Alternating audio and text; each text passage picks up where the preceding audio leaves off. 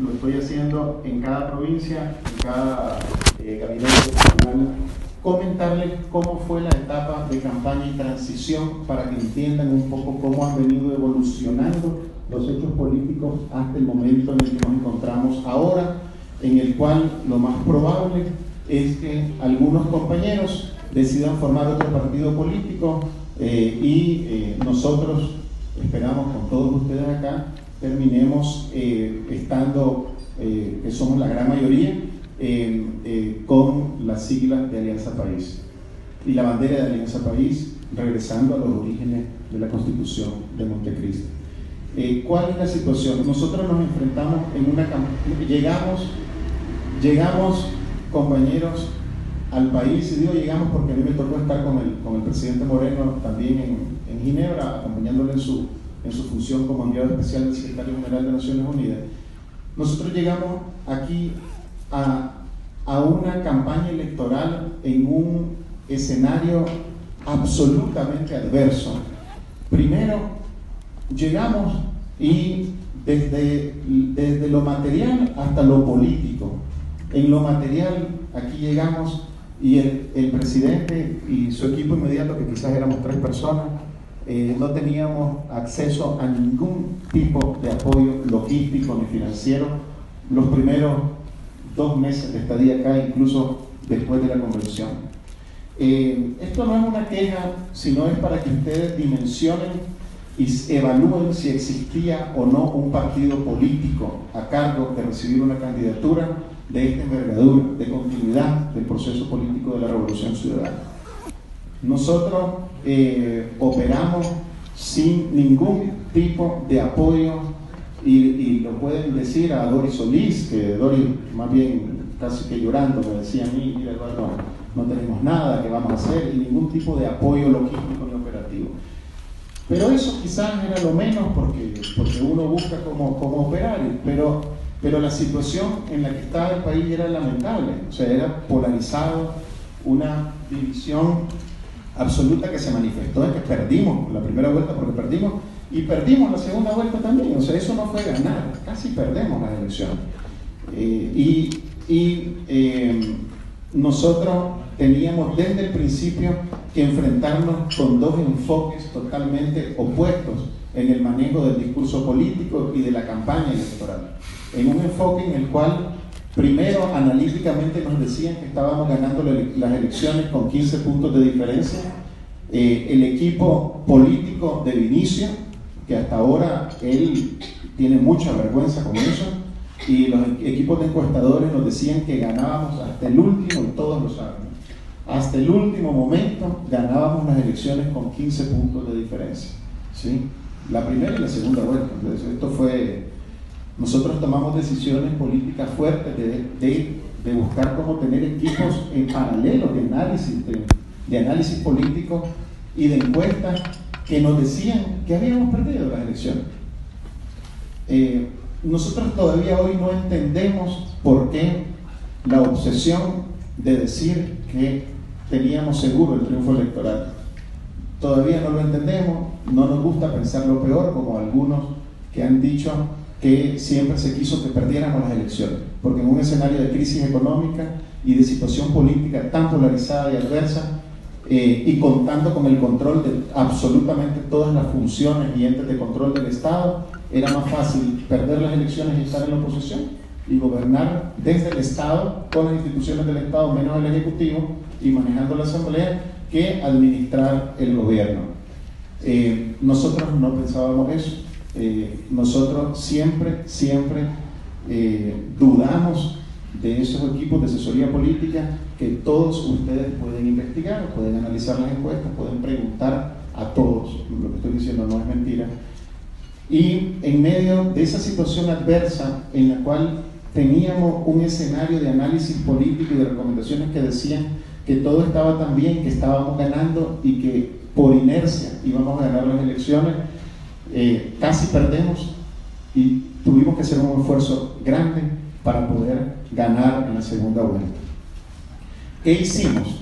Emprendimos un proceso de diálogo político para la segunda vuelta que nos permitiera desarmar nuestro los ataques al frente más débil que teníamos y que lo sabíamos desde Ginebra, que era el compañero Jorge Glass. El compañero Rafael insistió en que él tenía que ser el candidato. Él tenía que ser el candidato.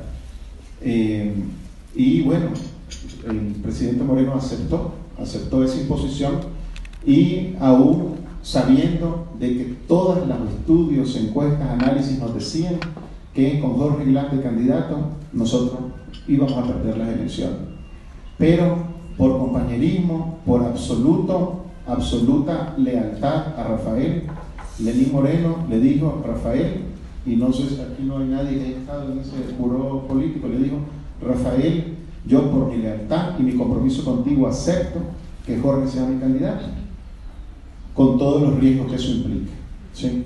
Ahora nos hemos dado cuenta que para ese momento ya todo se sabía de listas de Odebrecht, de problemas, etc., ¿no? Lo cual es una cosa terrible, absolutamente terrible. Nosotros casi perdemos la elección, los diálogos los emprendimos para neutralizar y que por favor dejaran de atacar a Jorge Glass. Lo que hicimos fue pedirle y jugar con algunos partidos diciéndole: nuestro enemigo común es la derecha que representa Lasso. O sea, nosotros preferimos que ustedes sean nuestra oposición y no Lasso. Sin pedir nada a cambio, pero con esa estrategia política, algunos partidos simplemente se abstuvieron de hacer campaña por Lasso y de atacar a Jorge. Y lo logramos. Y ganamos con las justas. Y ganamos con las justas porque además en la primera vuelta, quizás algunos de ustedes estuvieron en control electoral, el dispositivo de control electoral nos hizo perder muchísimo en la primera vuelta. Y en la segunda vuelta, con el apoyo, o sea, fue una cosa impresionante, logramos armar un ejército de 40.000 personas para poder hacer un control electoral efectivo. Muchos de ustedes seguramente colaboraron en eso, para poder ganar, porque sabíamos que había mucha plata de por medio. En ese escenario de polarización que ganamos las elecciones, en los diálogos de transición, y aquí un poco para que ustedes tengan claro el panorama político en el cual nos encontramos en este momento. En los diálogos de transición, nosotros le planteamos a Rafael Correa y a un equipo mínimo. Ustedes saben que el equipo mínimo de confianza del presidente Correa siempre fue Vinicio Alvarado y tal vez dos personas más, Alexis Mera y Javier Ponce, ¿no? Ni siquiera Ricardo, porque Ricardo, el presidente Correa nunca quiso que fuera secretario del movimiento. Tuvimos una pelea terrible con él permanentemente hasta hace 2 meses para eso. Bueno, todos, creo que la gran mayoría de ustedes manejan eso. Y le hicimos el planteamiento a ese equipo de izquierda, ¿verdad?, del presidente Correa, porque ahora también ustedes analicen dónde está la izquierda y la supuesta izquierda y supuesta derecha, ¿no? Y les hicimos el planteamiento, luego de analizar con el presidente Moreno, de cuál deberían de ser los ejes estratégicos para arrancar la gestión del gobierno. Y los ejes estratégicos, el presidente le dijo a Rafael en esa reunión, primera reunión de transición: hermano, nosotros vamos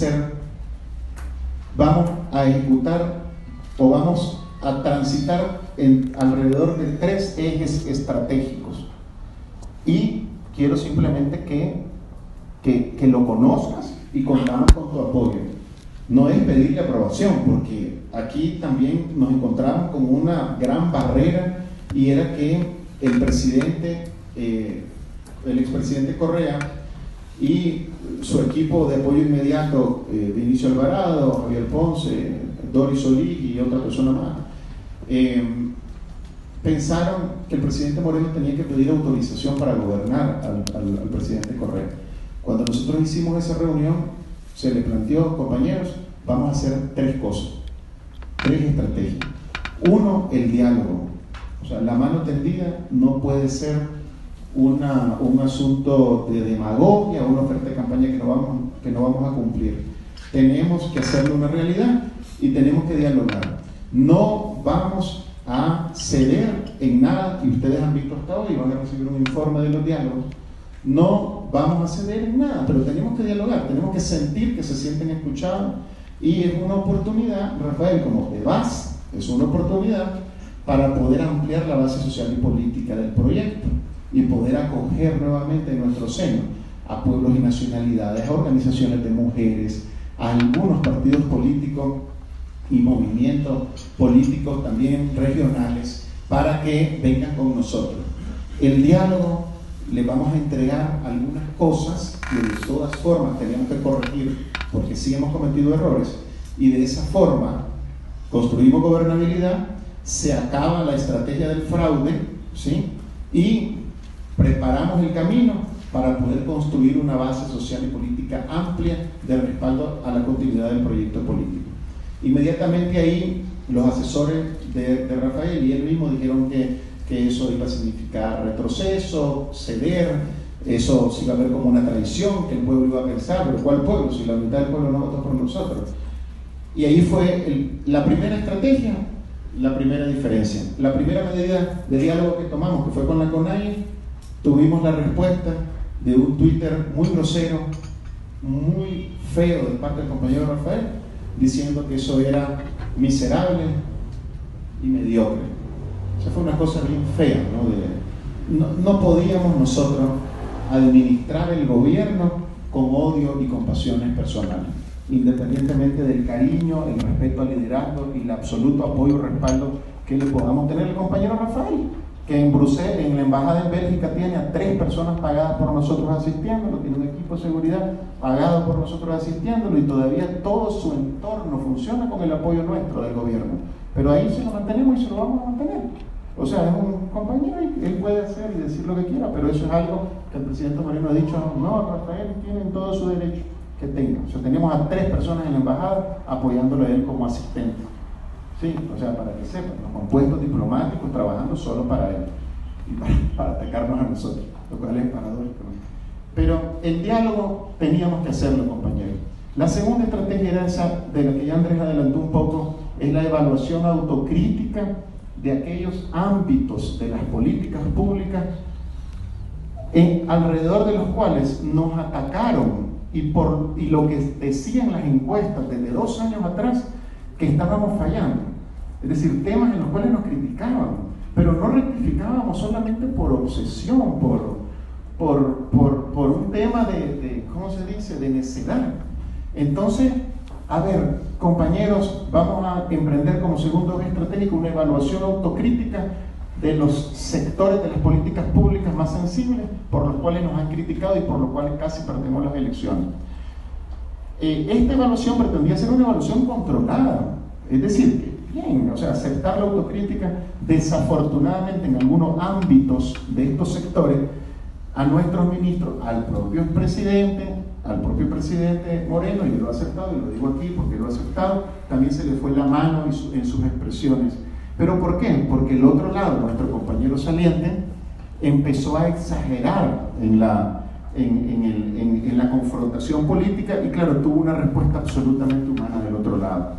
Pero esa fue la segunda estrategia, que unas 2 semanas antes de la toma de posesión le planteamos al equipo saliente: vamos a hacer una evaluación autocrítica, necesitamos evaluar la situación económica, sincerar algunas cifras, necesitamos hacer una evaluación del sector de hidrocarburos, porque nunca antes se había hecho ni siquiera un inventario de todo el sector hidrocarburífero. Necesitamos hacer una evaluación de la situación de las obras, de la obra pública. Teníamos 100 proyectos parados desde el 2016, otros 20 desde el 2015. Un relajo, pero absoluto. Entendible, porque mucho se empezó con esa bonanza de muchos recursos y decisiones sobre la marcha. Construyan aquí, construyen acá, hagan esto. Y entonces, claro, ahora no hay estudios de esta obra, no hay documentos legales, no hay aprobaciones de los municipios, no se pueden, como no hubo no se hicieron estudios, entonces ahora no tenemos cómo aprobar la ampliación de los montos del costo de estos proyectos. Bueno, la evaluación autocrítica, si queríamos sobrevivir y iniciar de manera responsable este gobierno, este periodo de 4 años, teníamos que utilizar los primeros 4 meses de gobierno, ese fue el plan, realizando esta evaluación. Y estamos trabajando sobre la base de esta evaluación de estas políticas públicas. O sea, en el sector, por ejemplo, eléctrico no nos metimos a hacer evaluación, así, o sea, el sector estaba funcionando bien, estuvo bien organizado, y así muchísimos otros, pero en el sector de educación había que hacer una evaluación autocrítica de la educación, de nuestras políticas de educación superior, y también de la educación básica, primaria, o sea, algunos mitos que se construyeron. Hay algunas personas que creían que ya no existían escuelas unidocentes, por ejemplo, en el país, y nos ponían un tremendo problema político como administración pública, etc. Pero bueno, diálogo, evaluación autocrítica. Y el tercer tema que le planteamos al presidente saliente fue: hermano, tenemos que ir en serio en la lucha contra la corrupción. E ir en serio en la lucha contra la corrupción significa simplemente abstenernos, es decir, nosotros tenemos que actuar en una posición pasiva como ejecutivo. Como ejecutivo, lo único que vamos a hacer es crear un frente de lucha por la transparencia y lucha contra la corrupción, para hacerle contrapeso en esta etapa de transición política, que siempre la visualizamos de 4 a 6 meses, hacerle contrapeso a la comisión, ¿cómo se llama?, anticorrupción. Porque teníamos que paralizarla, había ganado tanta legitimidad, y además, compañeros y compañeras, sabíamos que todas las denuncias que hizo la Comisión Anticorrupción y todos estos personajes tenebrosos como Villavicencio y otros, nosotros cuando estamos en la transición y empezamos a recibir información, nosotros y nuestros compañeros salientes, Rafael y otros, siempre supieron que todo lo que denunciaba esa Comisión Anticorrupción, Villavicencio y otros personajes tenebrosos, era verdad. Entonces, cuando sabíamos que todo era cierto, todas las denuncias eran ciertas, nosotros teníamos que tomar una decisión política de crear un mecanismo para contrarrestar a la comisión, y por eso se hizo este frente. Y ahí vino la crítica: entregan la soberanía solamente porque hicimos un acuerdo de acompañamiento unos meses con recomendaciones de la Convención de Lucha contra la Corrupción y el Crimen Organizado de Naciones Unidas. Compañeros, abstenernos y que las funciones cumplan con su rol. 3 estrategias simples para la gobernabilidad y para sobrevivir como proyecto político: diálogo, evaluación autocrítica y corregir errores, y dejar que las funciones cumplan con su papel. Los 3 temas han sido considerados hasta hoy, y ahora que tal vez ustedes lo tienen en orden un poco en su cabeza, ahorita que se los expongo, saquen sus propias conclusiones y analicen. Es decir, todo esto es traición. Si nosotros no cometíamos este acto de traición, ahorita ya estaríamos, no sé dónde estaríamos. Esto sería un relajo, totalmente. La segunda medida que tomó el presidente, y la mantiene hasta ahora, política, fundamental, y que es muy importante, compañeros, que ustedes la manejen, y todo esto, ustedes son nuestros voceros, ustedes tienen que actuar como voceros. O sea, nosotros aquí en el monitoreo que hacemos estamos viendo equipo político hablando del gobierno, están los concejales, estado Esteban, el otro día hubo una conferencia de prensa apoyando la consulta y el gobernador no estaba. O sea, no sé qué pasó, eso vamos a hablar en la noche en la reunión política. Pero aquí todos son voceros de este proceso político. Y por favor, es importante que sepan que quienes estamos acompañando al presidente, su equipo de apoyo inmediato, su equipo político, y sobre eso voy a hablar en este momento, tampoco somos improvisados. O sea, no somos improvisados, de verdad. Tienen que yo creo que hemos hasta subido, y hemos, no, ¿cómo se dice? Yo iba a decir en inglés, ya me iban a matar aquí algunos, ¿no? Pero hemos hecho un ascenso, hemos tratado de mejorar lo más que hemos podido el equipo de apoyo inmediato al presidente de la República para subir la escala en la gestión, y también en la dirección político-ideológica. Y a eso voy ahora. Miren, 5 medidas, y se la dijimos a Rafael, él siempre lo ha sabido, siempre. 5 medidas para asegurar la continuidad político-ideológica de la Revolución Ciudadana.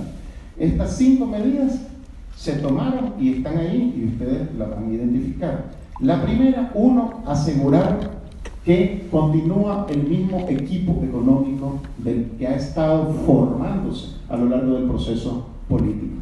Esa fue la primera medida, o sea, asegurar que el equipo económico continúa para asegurar una coherencia económica, para además, bajo una nueva conducción política de diálogo, demostrar de que un mismo equipo puede sentarse antes, no contestar, no hacer nada, pero ahora, bajo una nueva dirección política, decirle al pueblo ecuatoriano y a los empresarios, a la clase política y económica del país, decirle, sí, la misma gente puede venir y sentarse contigo, empresario.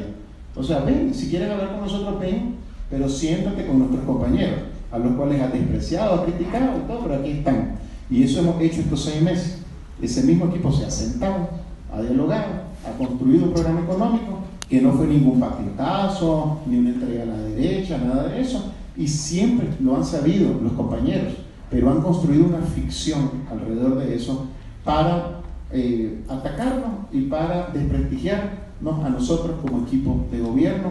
¿Por qué? Porque el presidente ha actuado como lo que es, el jefe de Estado, y el presidente toma sus decisiones.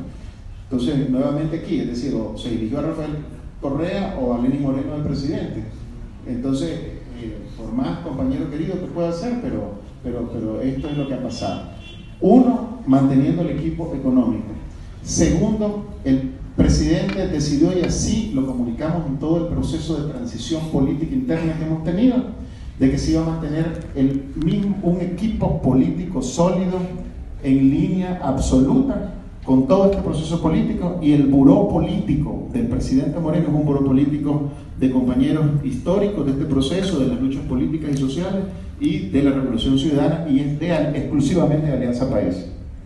O sea, ahí está ese buró político, o sea, ahí están, ustedes miren los nombres y quienes han estado. Claro, ahora ese equipo político, buró político, se decidió que Paola Pavón continuara en la Secretaría de la Política, que Ricardo Patiño entrara como consejero, constituir un buró político en el que estaba Paola, Ricardo, Gabriela, Miguel Carvajal, Augusto Barrera, María Fernández Espinosa, Fander Falconi, Rosana Alvarado. O sea, un equipo que me digan que ahí está la derecha. Analicemos el buró político que tenía el presidente Correa: Vinicio Alvarado, Alexis Mera, Javier Ponce, Doris Solís. Ninguno de los compañeros que les estoy diciendo estaba, porque eran izquierdistas infantiles para efectos del presidente Correa. Recuerden eso también. Es decir, a ver, fue un acuerdo y dijo, excelente, está bien. Equipo económico, equipo de conducción política progresista, nuestro absolutamente. La tercera medida política para asegurar la continuidad del proceso político fue asegurar que en el equipo de planificación se mantuviera el equipo que ha crecido en la planificación pública. Para eso le pedimos la recomendación a quienes habían sido secretarios desemplados, asegurando que además se mantenga el equipo, y él decidió conformar un equipo de planificación, que está Andrés al frente, que son lo mismo, es un equipo de planificación de la Revolución Ciudadana. O sea, aquí no hay discusión. Y ustedes miren el Plan Nacional de Desarrollo y analicen el proceso de planificación y de priorización de la inversión pública, que va marcada por una orientación política e ideológica que la tenemos encargada en las manos de Andrés, del que está aquí a mi derecha.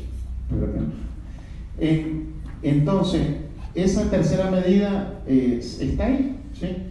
Otra decisión política fue asegurar, para la continuidad del proceso político, asegurar que el equipo de seguridad, defensa e inteligencia continuara siendo el mismo, ¿sí?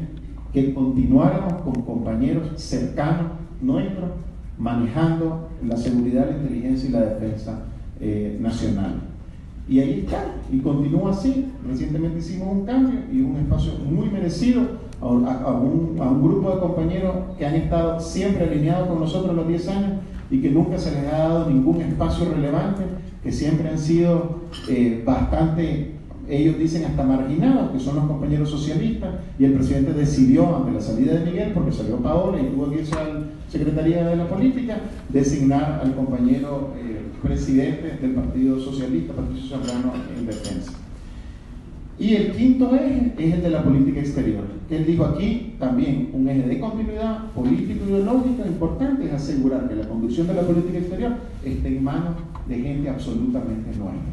Y ahí nombró a la compañera María Fernanda Espinosa. Compañeros, 5 ejes sustantivos para la continuidad y 5 hilos conductores ideológicos para la continuidad del proceso político que hemos vivido estos 10 años. Ahora, que nosotros, las 3 estas estrategias que les planteé, ¿no? El diálogo, la evaluación autocrítica y dejar que las funciones cumplan con su rol y combatir la lucha contra la corrupción.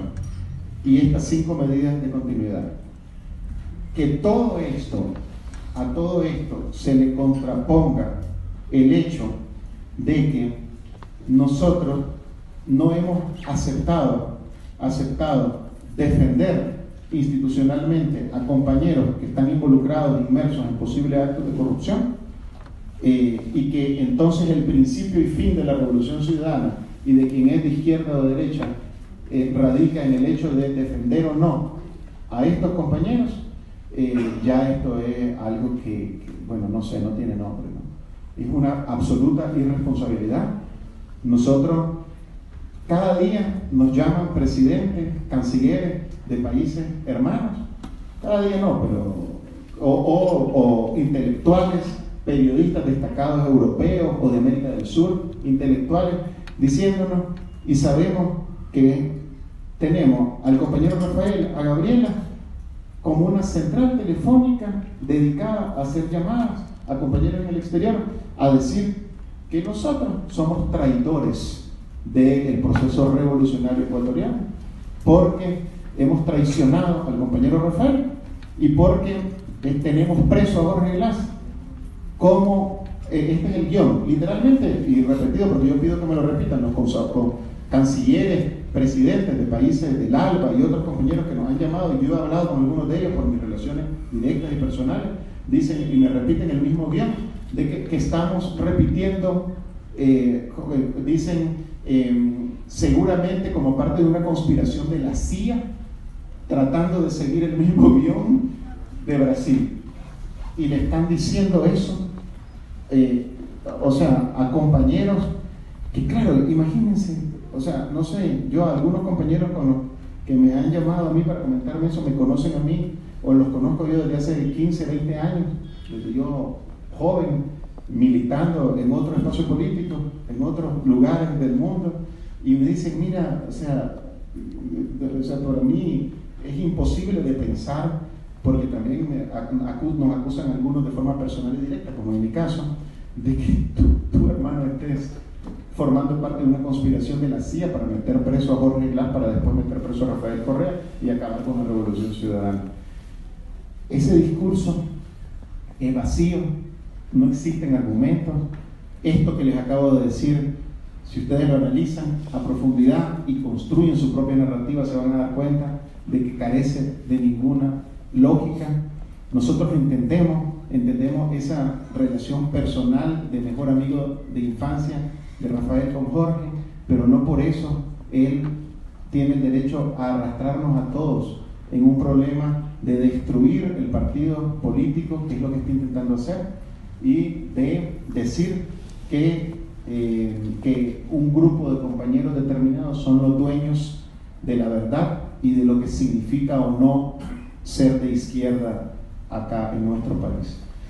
Nosotros, compañeros, pensamos que era fundamental que les hiciéramos esta relatoría con mucha confianza. Ustedes son nuestra gente acá, en estas provincias, en esta zona, y es muy importante que tengan esta visión desde adentro. Seguramente aquí fui muy infidente, dije cosas que tal vez no debí decir, pero no me importa, de todas formas, no pasa nada.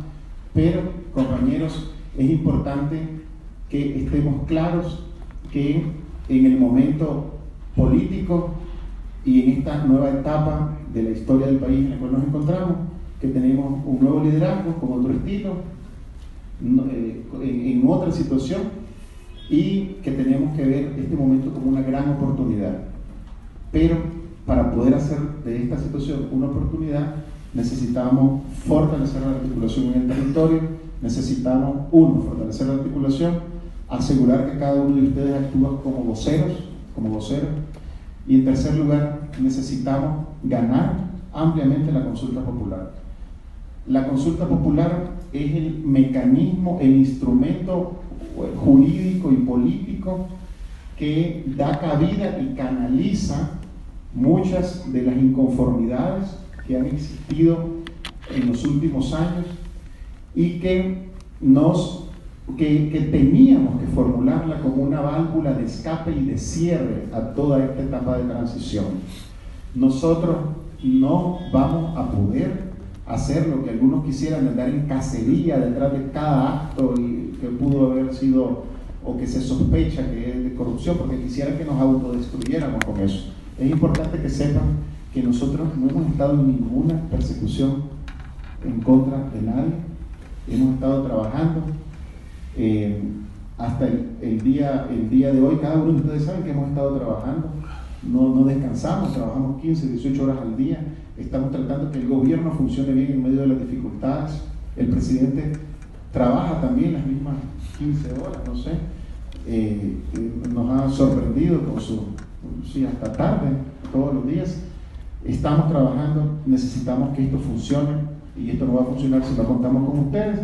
Y si no contamos con su trabajo, con el trabajo de cada uno de ustedes para la consulta popular. Hoy en la noche vamos a tener una reunión política para organizarnos en términos políticos, pero ustedes, aquí nadie es técnico. El que diga técnico, compañeros gobernadores, que es técnico, levantamos el nombre y hacemos cambios, ¿no? Hay que mover y hacer cambios, movimientos. Tal vez un compañero que está ahí dice, no, mejor yo me voy, no me siento, pero aquí cada uno de ustedes es un actor político nuestro, ¿sí? De nuestro proceso político, es un actor político para continuar cambiando el país en una nueva situación, en una nueva coyuntura, pero con estos hilos de continuidad que le hemos expuesto en base a este Plan Nacional de Desarrollo y a las promesas de campaña que hicimos. Eso es todo, compañeros, y yo creo que hablé demasiado, pero era importante hacerles esta presentación de primera mano, se puede decir, por el rol que nos ha tocado jugar en todo este proceso de transición a la par del compañero Lenín Moreno. Muchas gracias, compañero.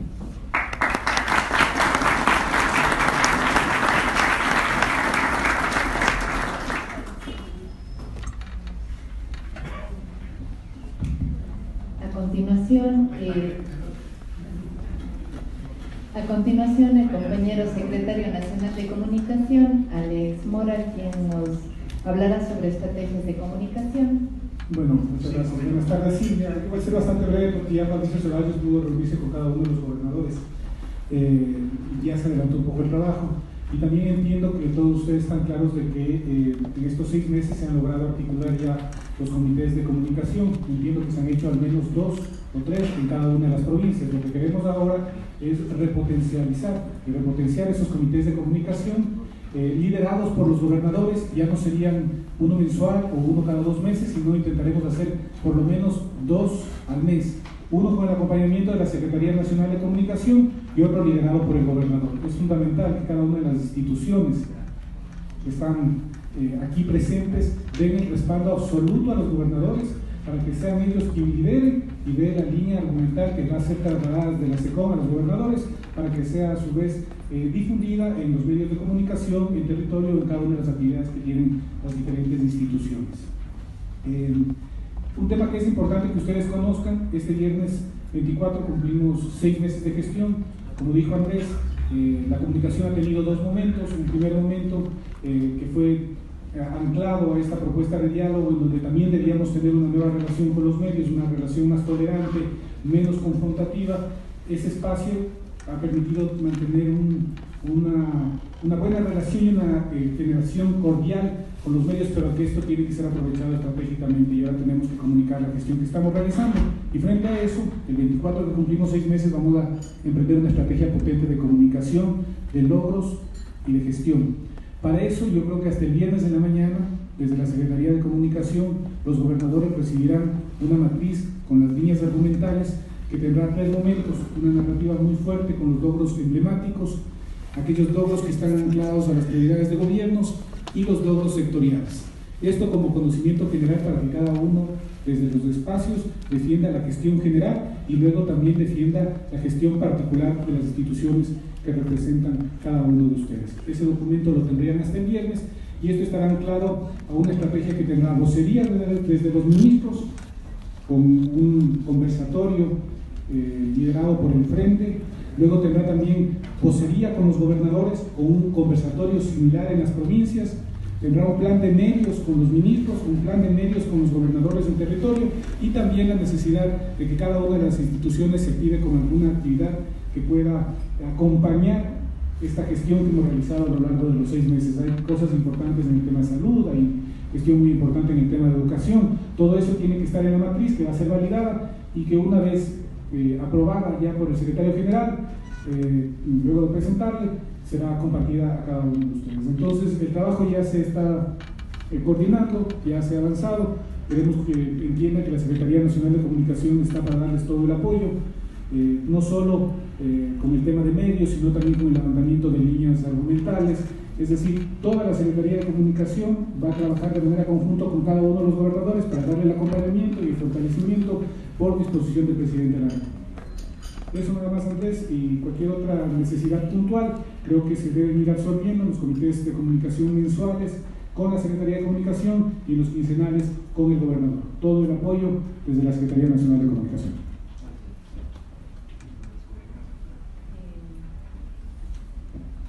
A continuación tenemos la presentación por parte de los señores gobernadores.